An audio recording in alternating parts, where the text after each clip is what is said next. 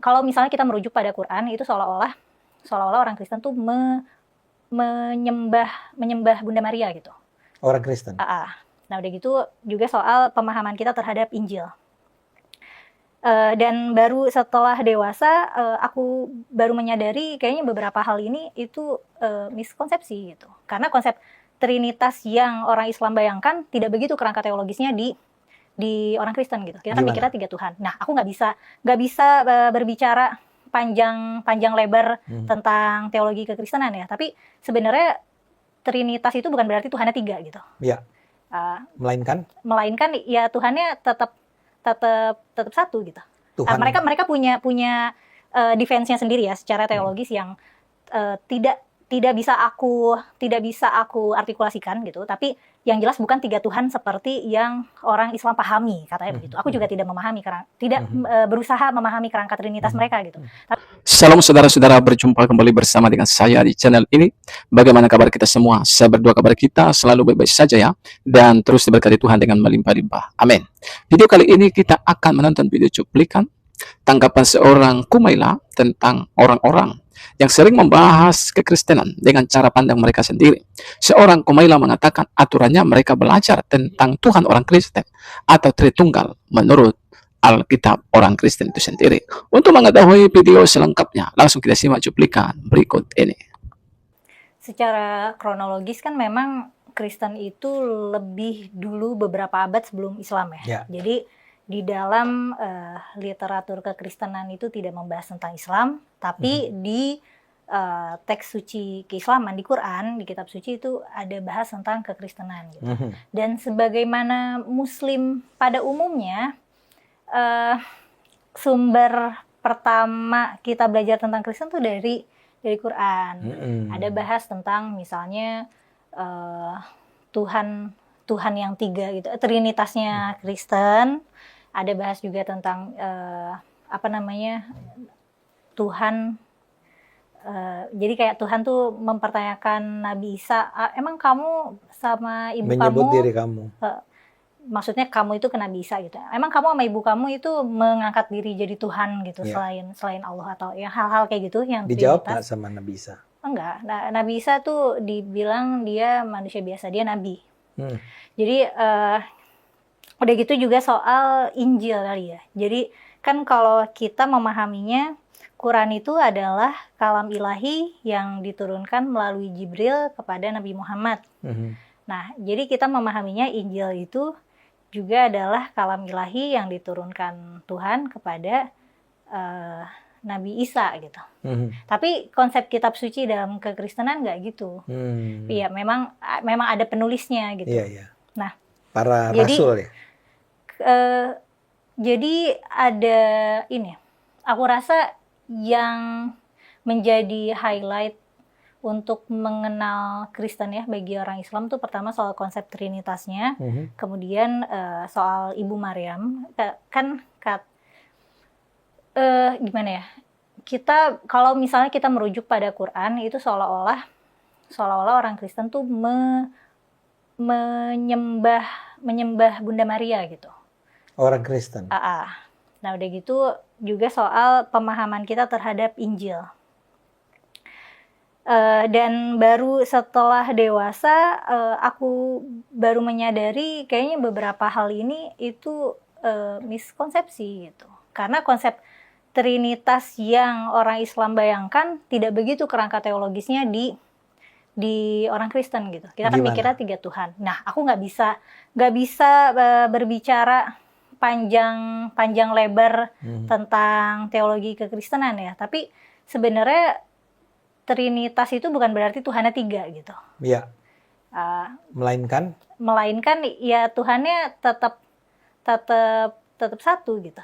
Mereka punya defense-nya sendiri ya secara teologis yang tidak bisa aku artikulasikan gitu, tapi yang jelas bukan 3 Tuhan seperti yang orang Islam pahami, katanya begitu. Aku juga tidak berusaha memahami kerangka Trinitas mereka gitu. Tapi itu sudah banyak dibahas oleh lintas teolog ya, teolog Islam dan Kristen tentang Trinitas itu. Meskipun kayaknya pada level netizen salah pahamnya masih itu aja, masih soal apakah Tuhan, apakah gini, masa Tuhan itu manusia, masa Tuhan itu dilahirkan, masa Tuhan bisa makan, masih kayak gitu perdebatannya gitu. Padahal kalau misalnya bagi orang Kristen ya itu nggak apa-apa, memang Tuhannya itu, aduh aku nggak bisa nih, aku nggak tidak apa-apa, bisa jadi ini kayak aku kayak jadi apologet Kristen gitu. Tapi aku juga aku tidak memahami dan emang tidak tertarik juga gitu untuk memahami kerangka teologis secara apologetics gitu ya. Tapi mereka berbeda pendapat soal itu. Jadi apa yang Muslim pahami tentang Kristen itu kan bersumber dari Quran. Padahal harusnya kita kalau mau memahami kekristenan, sumbernya dari referensi kekristenan gitu. Nah, menurut aku sumber salah pahamnya tuh itu, karena kita mengambil sumber-sumber keislaman gitu. Oke, saya mulai dari yang Al-Quran dulu. Coba tolong ceritakan nih. Kalau dalam Al-Quran sendiri, Kristen itu digambarkan sebagai apa? Sebagai sesat, orang yang mengambil Tuhan selain Allah gitu, yang Tuhannya 3. Tapi Anda bilang Tuhannya 3 itu ternyata beda dengan apa yang dipercaya oleh orang-orang Kristen. Iya, mungkin nanti kalau ada penonton yang orang Kristen bisa bantu jelasin gitu ya, maksudnya Trinitas itu gimana gitu. Nah, tapi di dalam Islam Trinitasnya itu apa? Ya itu ada Tuhan, ya jadi kayak Tuhan Bapak, Tuhan Ibu, sama Tuhan Anak gitu lah. Nah, masalahnya adalah ini dari apa yang saya ketahui ya. Trinitasnya Kristen itu nggak ada Tuhan Ibu, kan ada yang Rohul Kudus, ya. Jadi apa yang dikatakan oleh Kumaila bahwa Islam itu mengajarkan Kristen sebagai sebuah agama yang apa? Anda menyebut kata sesat tadi ya? Iya. Ya semacam sesat. Padahal yang dikritik itu bukan sesuatu yang diyakini oleh Kristen, jadi nggak valid dong. Itu juga masalah. Itu juga kalau Bang Ade ingat waktu kita ngomongin Yahudi, kan ada tuh suatu tuduhan di Quran yang bilangnya ini nih orang Yahudi nyembah Uzair gitu. Uzairun ibnullah, nyembah Uzair sebagai anak Allah. Ya faktanya orang Yahudi sekarang tidak menyembah Uzair sebagai anak Allah. Itu adalah sekte Yahudi minoritas yang sekarang udah punah gitu. Nah, orang Islam menurut Kumaila sebaiknya menafsirkan adanya kesalahan semacam itu bagaimana? Apakah itu artinya, kalau gitu selama ini ajaran Islam tentang Kristen itu salah? Kan gini ya, agama ini kan sudah berlangsung lama ya, sudah ribuan tahun gitu, sudah 1000-2000 tahun. Dan Quran itu kan terikat pada konteks dan tempatnya gitu. Kita nggak tahu yang dimaksud di dalam ayat itu apakah kekristenan secara menyeluruh gitu sepanjang masa yang mengikat dan absolut, atau memang mengarah pada sekte tertentu gitu, kayak ayat yang ngomongin tentang Yahudi yang menyembah Uzair gitu. Oke. Itu mungkin sebuah cara penjelasan yang lebih bisa menenteramkan orang-orang Islam ya. Artinya gini, buat para penonton yang barangkali masih bingung pembicaraan kita jalannya seperti apa. Jadi, tadi Kumaila mengatakan bahwa konsepsi Islam tentang Kristen yang dikatakan sebagai sebuah ajaran yang sesat, ya, itu sebetulnya adalah konsepsi yang merujuk kepada Kristen yang bukan seperti Kristen yang dipahami oleh orang-orang Kristen itu sendiri. Betul ya? Apa contohnya? Contohnya adalah karena di dalam ayat Al-Quran itu dikatakan bahwa apakah Nabi Isa itu menyatakan bahwa dirinya itu bersama ibunya, yaitu Bunda Maryam, itu adalah dua Tuhan di luar Tuhan yang asli. Gitu ya? Ditambah sih, bukan ditambah, di luar ya. Ditambah. Ditambah. Jadi ada 3, satu adalah Tuhan, kedua adalah Yesus, Isa, ketiga adalah Bunda Maryam. Ini dikatakan oleh Isa, enggak gitu, saya enggak bilang begitu. Ya, saya enggak mungkin ngomong begitu, kata Isa. Ini ada ayatnya di dalam Quran. Maryam bukan. ayat surat Maryam bukan? Sepertinya Al-Maidah atau Oh, Al-Maidah ya. Oh, Surat Al-Maidah. Ya, betul. Ya, jadi ada tuh ayat itu. Tapi kemudian Kumaila bilang, Kristen tuh tidak pernah memandang 3 Tuhan itu adalah Tuhan, Yesus, Maryam. Di Kristen yang ada sekarang nggak begitu kan? Tanya aja ke orang-orang Kristen lah. Kalau penonton orang Kristen langsung aja jawab iya atau enggak gitu. Kalau saya sih saya tanya sama di kantor kami kan ada orang Kristen ya. 1 orang. Dan dia bilang iya. Allah Bapa, Yesus dan Rohul Kudus kata dia. Jadi bukan Maryam ya. Nah, sekarang artinya saya tadi tanya sama Kumaila, kok Islam salah sih? Kok Al-Quran menggambarkan Trinitas itu dengan cara yang berbeda dari apa yang diyakini oleh orang-orang Kristen itu sendiri, gitu kan? Nah, Kumaila menjelaskannya adalah mungkin ayat itu turun untuk merespons terhadap salah satu sekte. Iya, sekte atau kelompok atau orang kelompok orang tertentu yang kita nggak bisa konfirmasi gitu. Oke, dalam Kristen bisa aja gitu ya, kira-kira kan gitu. Dalam Kristen bisa aja ada kelompok atau sekte atau aliran yang memang percaya itu adalah Tuhan Bapa, Yesus, dan Bunda Maryam. Yang dikomentari di surat Al-Maidah yang tadi disebut itu adalah Kristen yang itu. Bisa jadi. Bukan Kristen secara keseluruhan, bisa jadi. Tapi itu memang lazim ya dilakukan di dalam Quran. Jadi sebuah ayat itu turun hanya untuk merujuk pada sebuah kasus spesifik yang nggak bisa digeneralisasi kepada kasus-kasus lainnya. Begitu? Iya. Dan begitu juga kesalahpahaman tentang Injil misalnya. Jadi kan kalau menurut Al-Quran ada, ini biasanya para mufasir menafsirkannya bahwa ini lagi ngomongin orang Kristen, bahwa ada orang yang menulis-nulis sendiri kitabnya terus bilang hadza min indillah gitu, ini dari Tuhan gitu. Terus mereka diubah-ubah aja sesuka hati. Nah, itu juga kan biasanya tuduhan orang Islam ke orang Kristen.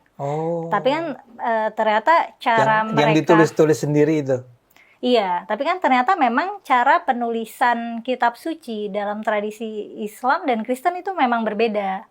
Mereka misalnya mereka punya catatan-catatan, terus mereka kompilasi, dan yang namanya penggubahan bahasa itu biasa, atau revisi karena perubahan linguistik itu juga biasa gitu. Nah, itu kan tidak ada dalam tradisi Islam. Dalam tradisi Islam, Al-Quran tidak boleh berubah meskipun orang Arab yang native itu sudah tidak bisa memahami Quran sepenuhnya secara literal gitu, meskipun itu udah jadi bahasa yang relatif kuno, teksnya nggak boleh diubah.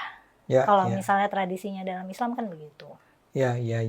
Sementara Kristen nggak pernah begitu. Iya, Kristen ada revisi-revisi kayaknya nggak masalah. Mereka punya versi-versi sendiri, itu nggak masalah gitu. Dan itu bukannya secara sembarangan ya, maksudnya ada lembaga-lembaganya gitu, ada level verifikasinya yang aku juga nggak ngerti apa, tapi begitu, maksudnya mereka kan terlembaga ya, Kristen itu kan terlembaga. Kayaknya secara organisasi gitu, secara institusi, Kristen tuh lebih terlembaga daripada Islam. Nah, sekarang kita kembali ke Kristen dan Islam dulu. Ajaran Kristen sebagaimana dikonsepsikan dalam Al-Quran.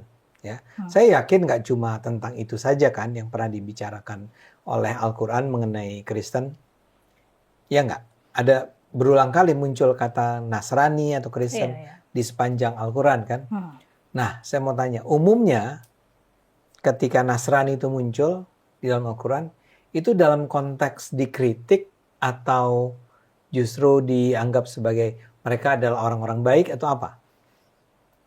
Biasanya sih dalam rangka framing orang kafir sih. Pokoknya Yahudi dan Nasrani itu ya orang di luar Islam. Tapi ada juga yang katanya Yahudi dan Nasrani nanti mereka bisa masuk surga juga. Tapi ada juga ayat-ayat yang mengisyaratkan kalau misalnya orang Yahudi dan Nasrani itu ya akan masuk neraka gitu. Memang Kristen itu digambarkan sebagai musuh atau apa gitu?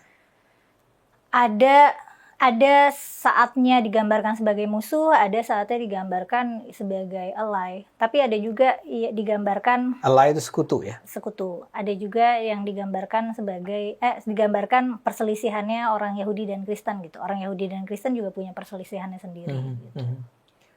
Apa kesimpulan yang bisa kita tarik bahwa dalam satu kitab yang sama, kitab suci yang sama, ada bagian di mana digambarkan bahwa dia itu ally. Di bagian lainnya digambarkan sebagai musuh. Saya ingat sekali yang kasus Ahok dulu kan. Al-Maidah berapa itu ya? 50 something. Itu kan dia bilang, dan ayat itu jadi sangat terkenal karena dikatakan janganlah. Jangan ambil orang Yahudi atau Nasrani sebagai wali gitu, sebagai aulia. Aulia ya. Betapapun aulia itu nanti kemudian artinya ada macam-macam kan. Ada yang bilang pemimpin, pelindung, sahabat dan segala macam. Tapi bahkan kalau kita pakai sahabat gitu kan. Jadi bayangkan, nggak boleh bersahabat dengan orang Nasrani kan? Kesimpulannya kan begitu. Jangankan pemimpin, sahabat aja nggak boleh. Yang secara literalnya begitu. Sekutu aja nggak boleh. Tapi saya ingat juga dong, ada kan ayat-ayat yang bilang bahwa orang-orang Nasrani itu ada orang-orang yang percaya pada Tuhan, orang-orang yang semacam mendapat berkat lah dari Tuhan. Iya, kalau misalnya berbuat baik atau beriman pada Allah juga masuk surga, atau bahkan disebut juga masuk surga ya. Atau mereka mengikuti jalurnya Nabi Ibrahim gitu. Jadi maksudnya mereka orang beriman gitu. Mereka orang beriman, disebut secara spesifik. Nah, ini dia. Jadi kadang-kadang kata kafir memang ditafsirkan, emang dalam konteks itu ditafsirkan Yahudi dan Nasrani. Tapi tafsir ya? Iya, tafsir. Kalau ada kata kafir, itu sebenarnya merujuk kepada Nasrani atau Yahudi. Iya, karena pada zaman Nabi yang kafir itu ya kalau nggak pagan Yahudi Nasrani gitu. Nah, udah gitu ada juga orang kafir dan Yahudi yang digambarkan bahwa mereka tuh beriman gitu, dan makanya boleh bagi orang kafir yang beriman. Bukan, salah berarti. Kafir itu ingkar. Kafir sama iman kan itu opposite ya. Berarti Yahudi dan Nasrani itu tidak dikategorikan sebagai kafir. Mereka masuk ke beriman. Ada juga yang begitu? Ada juga yang begitu. Dan itu makanya Muslim laki-laki doang sih tapi. Muslim laki-laki itu boleh menikahi ahlul kitab. Nah, sebutannya ahlul kitab biasanya. Oke. Ahlul kitab itu maksudnya ahli Alkitab. Maksudnya ahlul Injil. Wal kitab Taurat gitu. Jadi orang Yahudi dan Nasrani. Mereka kan punya kitab suci mereka yang orang Islam percaya juga itu kan dari Allah gitu. Tapi kembali saya ulang. Jadi emang kontradiktif isinya. Jadi ini seperti pembicaraan kita sebelum ini. Di satu sisi dibilang mereka musuh, di satu sisi dibilang mereka itu adalah ahlul kitab yang mungkin akan masuk surga. Itu makanya kalau Bang Ade memperhatikan ceramah-ceramah para tokoh agama kita, ada tokoh-tokoh agama yang humanis gitu. Mereka menghadirkan ayat-ayat yang menghadirkan kemanusiaan dan kesetaraan yang gitu. Enggak kok, ini orang Kristen juga mendapatkan rahmat Islam gitu. Tapi kalau misalnya tokoh agama yang eksklusif gitu, yang biasanya lebih keras, mereka tinggal ngambil aja ayat-ayat yang membuat narasi permusuhan antara Islam dan Kristen gitu. Dan dua-dua itu tersedia. Dan dua-duanya itu tersedia. Dan ada studi kasusnya juga, maksudnya ada contoh sejarahnya juga gitu. Karena Muslim pernah ada konflik sama orang Kristen ya pernah. Pernah ada pernah hidup damai berdampingan sama orang Kristen juga pernah gitu. Tapi kenapa ya Kumaila, kita ingat karena Anda menyebut nih barusan konflik-konflik antara dua agama besar ini. Saya tentu aja harus langsung menyebut perang salib. Ya. Besar sekali kan, itu berabad-abad kalau nggak salah terjadinya perang tersebut. Tapi di Indonesia kembali tahun 2000-an awal itu di Ambon terjadi, di Poso terjadi, dan sampai sekarang ada semacam penolakan terhadap pendirian rumah ibadah Kristen. Iya, itu kayak banyak banget di mana-mana ya kasus itu. Itu pertanyaan saya. Menurut Anda itu kenapa? Sementara Anda bilang sebetulnya ada ayat-ayat yang bilang bahwa sebaliknya kan? Menurut keterbatasan pengamatanku sih dari dari penceramah-penceramahnya ya. Maksudnya penceramah-penceramahnya yang memprovokasi. Yang Kenapa penceramah-penceramah itu memprovokasi menurut Anda? karena mereka ya, jadi gini, aku melihatnya tuh orang beragama tuh sebenarnya sedang projecting. Mereka mirroring ketakutan mereka atau harapan mereka. Salam saudara-saudara yang diberkati oleh Tuhan. Baru saja kita mendengarkan tanggapan dari seorang Kumaila tentang Trinitas, yaitu ketuhanan yang dipercaya oleh orang Kristen. Dan tanggapan seorang Kumaila bisa dikatakan adalah memberikan pelajaran penting bagi kita, bahwa begitu banyak orang-orang, khususnya dari polemikus Muslim itu sendiri, yang mempertanyakan iman kekristenan. Sekalipun orang-orang Kristen menjelaskan bahwa orang Kristen tidak memiliki 3 Tuhan, tetapi memiliki Allah yang Esa, Allah yang satu, namun memiliki 3 pribadi. Sama seperti manusia yang diciptakan Allah menurut gambar dan rupa Allah. Yang mana manusia itu memiliki perkataan, memiliki roh, dan memiliki tubuh. Bukan berarti manusia itu ada 3. Tetapi manusia itu adalah, saya sendiri pribadi adalah satu. Tapi saya memiliki perkataan, saya memiliki roh, dan juga saya memiliki tubuh. Nah, begitu juga dengan Allah yang dipercaya oleh orang Kristen. Bagaimana Allah Bapa sebagai sang sumber memiliki firman. Itulah dia, Yesus itu sendiri. Makanya dikatakan dalam Yohanes 1 bahwa pada mulanya adalah firman, firman itu bersama-sama dengan Allah, firman itu adalah Allah sendiri. Dan Allah Bapa memiliki namanya roh, yaitu Roh Kudus. Apakah Allah Bapa memiliki, apakah Allah itu ada 3? Ya, tidak. Allah itu ada 1. Dia memiliki firman, dia memiliki roh, dan dia memiliki tubuh kemuliaan. Nah, seorang Kumaila mengatakan seharusnya kita sebagai orang-orang yang tidak mengerti tentang iman kekristenan, kita belajar kepada orang Kristen, atau kita belajar kepada Alkitab yang memang mengajarkan hal demikian. Bukan malah kita belajar kepada khususnya para ustadz-ustadz yang tidak mengimani itu, bahkan yang tidak mempercayai itu, seperti ustadz-ustadz mualaf, seperti Ustadz Kainama, Don Ditam, yang selalu walaupun sudah dijelaskan, tapi mereka tetap mengatakan hal-hal yang tidak menuduh iman Kristen, mengatakan Tuhan orang Kristen itu adalah 3. Mereka berpikir bahwa Trinitas itu adalah orang Kristen memiliki 3 Tuhan. Kalau orang Kristen memiliki 3 Tuhan, itu artinya perkataan mereka itu adalah bahwa Allah Bapa, Putra, dan Roh Kudus itu bukanlah Allah yang sama, tapi Allah yang berbeda. Itu menurut pandangan Trinitas. Tetapi Trinitas yang dipercayai oleh orang Kristen adalah bagaimana Allah ini adalah memiliki firman, Allah ini memiliki roh. Jadi, apakah Allah ada 3? Tidak, Allah itu 1. Dia memiliki tubuh, roh, dan firman. Nah, teman-teman, kiranya video yang saya bagikan ini boleh menambah wawasan kita dan memberikan kepada kita pelajaran penting. Tuhan berkati kita. Shalom.